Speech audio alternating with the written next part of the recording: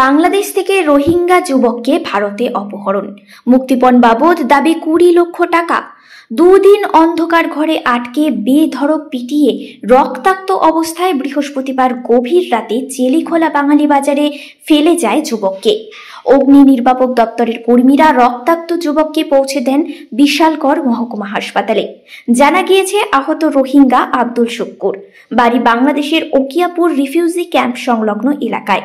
এ বিষয়ে বিশালগড় থানার পুলিশ মামলা 107-এর অভিযোগে একটি মামলা হাতে নিয়েছে।